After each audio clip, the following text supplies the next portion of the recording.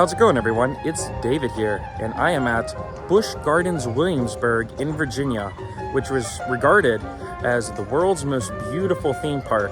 And from experience, this has been one of my favorite parks that I have been to. It's been quite a while. The last time I was here was in 2018. And since then, this is actually before I even started making vlogs. And since then, they've actually added some significant attractions, including the all-new DarKoaster for this year, Pantheon, Finnegan's Flyers, and others. So definitely want to check those out, as well as some other favorites like Apollo's Chariot, Griffon, Alpengeist, and Loch Ness Monster, which I heard is closing this weekend, and they're going to have a major refurbishment over the off season. So I definitely want to give a ride on that before that closes. I'm already loving the atmosphere here with the music and the gardens and stuff. And later tonight, we're going to be going into Hollow Scream, hopefully into all the houses and mazes and scare zones. That will actually be a separate video, so make sure to check that out once I upload it. But let's waste no time. Let's go in and try to have some fun.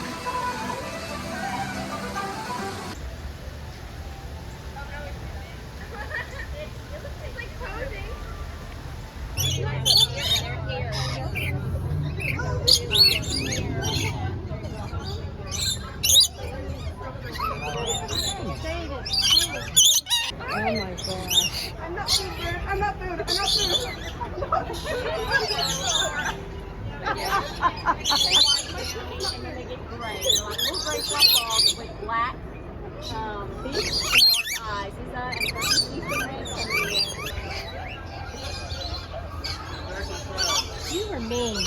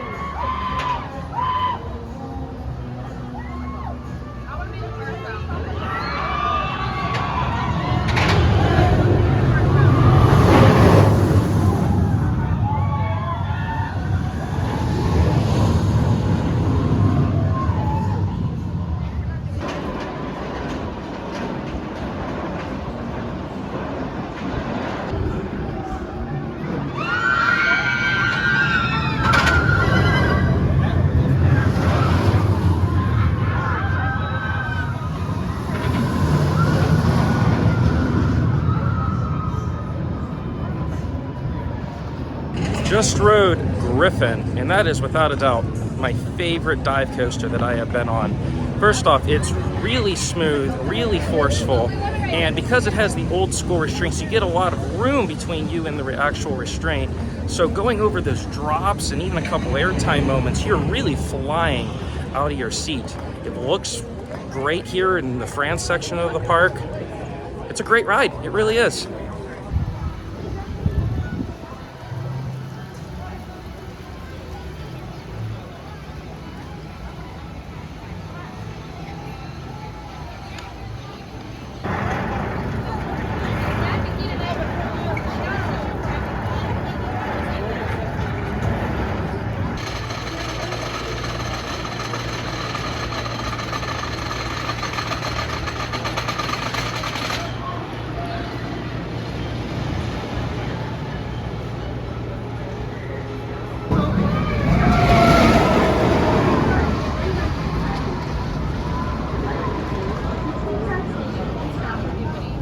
just got off of Invadr, and that is a fun, peppy, family wooden roller coaster. That's really something anybody could do. Had some surprise moments of airtime and laterals. Slightly rough here and there, but not unbearable, really. But look at this facade. I love the sign for this thing.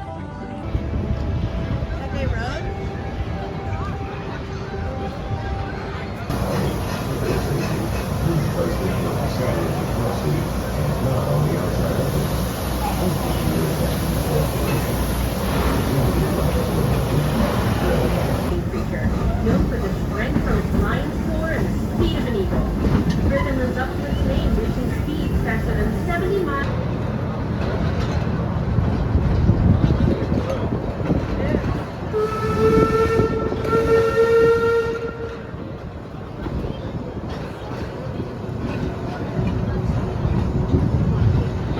As we approach Speedside Station, please listen to the following safety announcements. Please remain seated.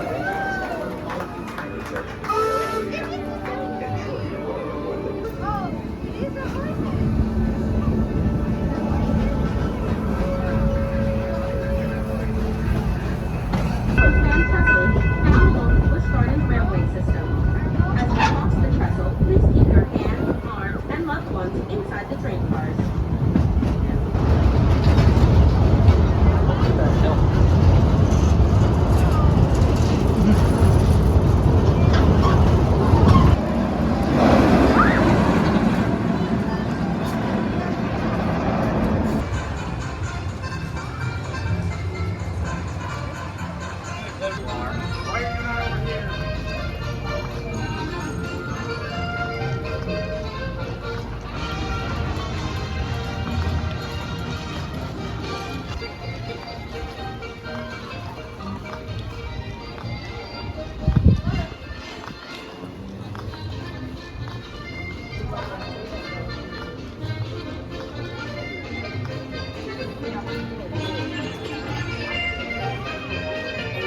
Last time I was here, a giant drop tower called Mock Tower stood where that pavilion is.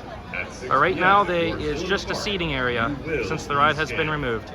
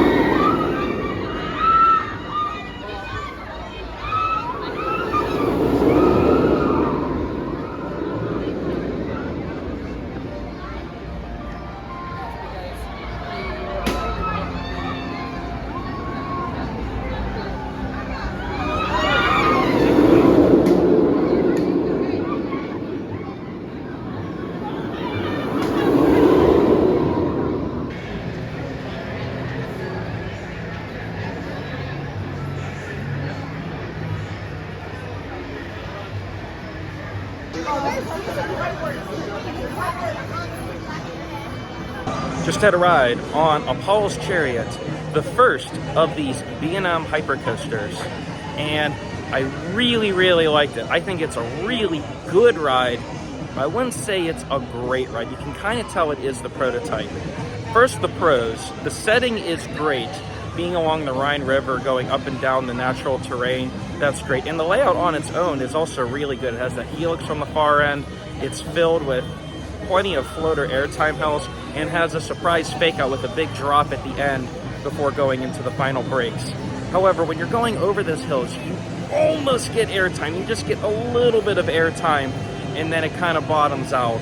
Comparing to other B&M hypers I've been on, including Pandemonium, Diamondback, Intimidator, Mako, you get so much airtime going out of those hills, and they feel more refined. Still really enjoyed this one. It's a good ride for what it is.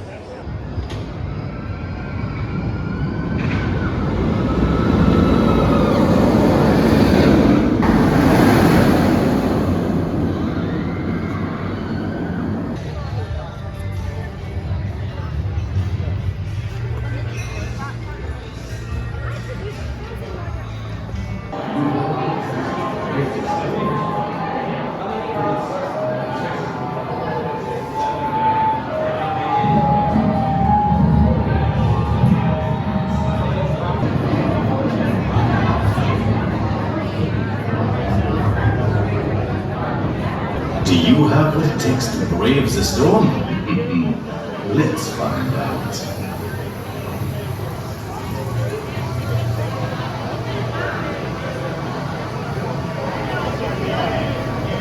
You've escaped. This time.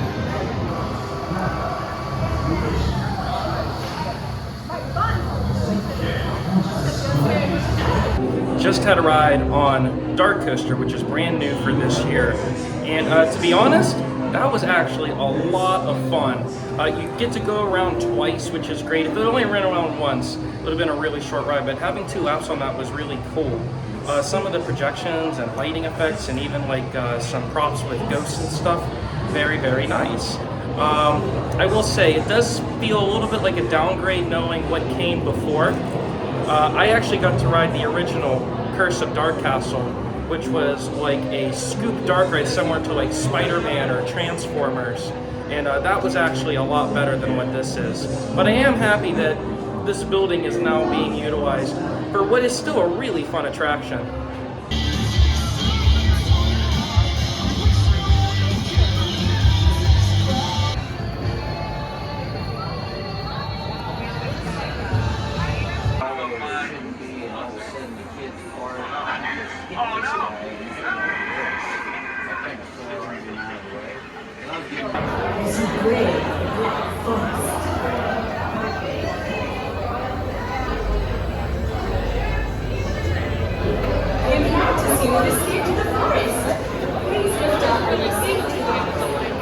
Just had a night ride on Verbolten.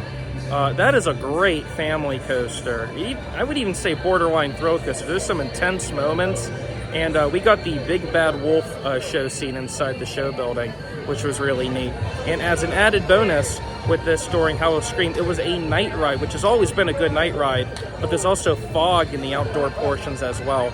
Really enjoy that one. I've always liked Verbolten. It's a really good ride.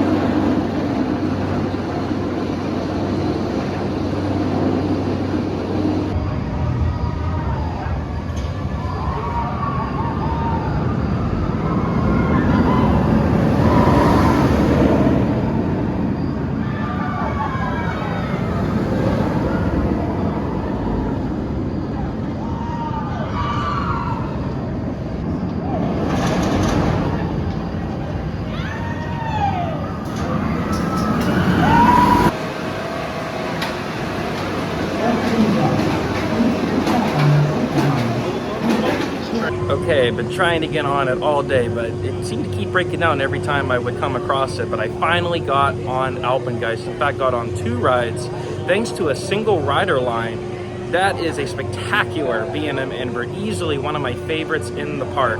It's either between this or Montu at Busch Gardens Tampa as my favorite invert. First off, this one is huge and it is fast and it is intense. Those elements are absolutely massive and you are just flying through the valley and over the river. And near the end, there's actually some near misses with some fake snow effects.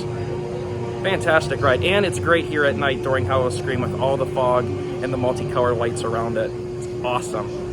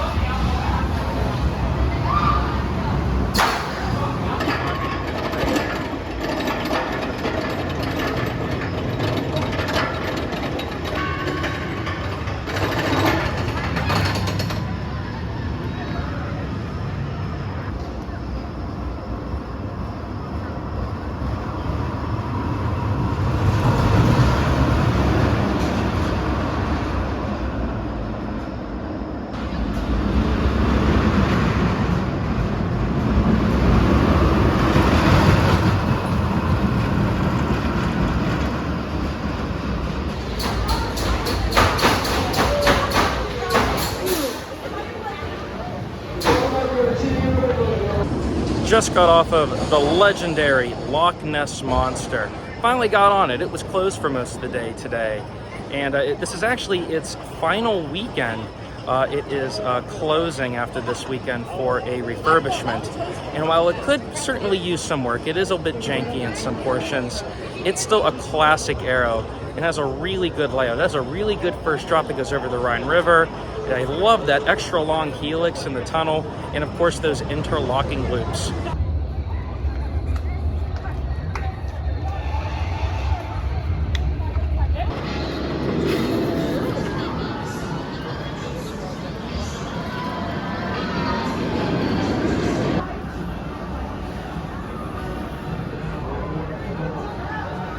Out of here if you're ready to ride, make some noise. Oh yeah, that was pretty good. Bye.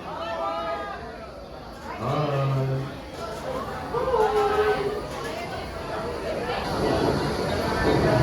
Oh, welcome back, riders. How was your ride? I'm so glad that 4 people. Okay, just ended my night here at Busch Gardens on 2 rides on Pantheon. First off, there's no lights on there, and it is an Intamin multi-launch coaster. That was so good, way better than I was expecting. I would even consider that elite. So many great variety of forces, ridiculously smooth. I couldn't believe how smooth it was. The launches were very forceful. It was an all-around package. Well, I would say an all-around package, except for the theming. It's been brought up before how pretty light it is. But talking about the actual ride, the hardware itself, fantastic. I feel like this park was missing that like true elite coaster. Some of them got really, really close. But oh boy, this one's worth traveling out here for. That was great. Might become one of my all-time favorites. I have to look at my rankings, but so good.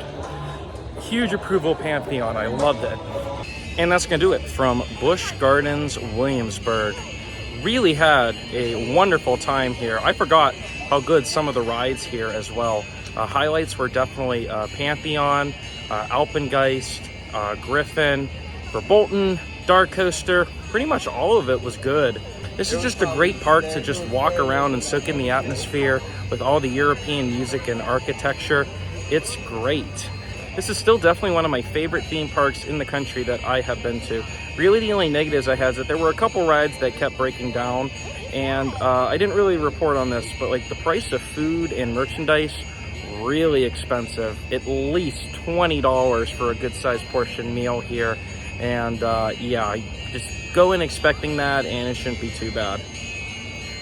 So guys, if you enjoyed this video, make sure you like it and subscribe for more content. And with that being said, thank you all for riding, and I'll see you next time.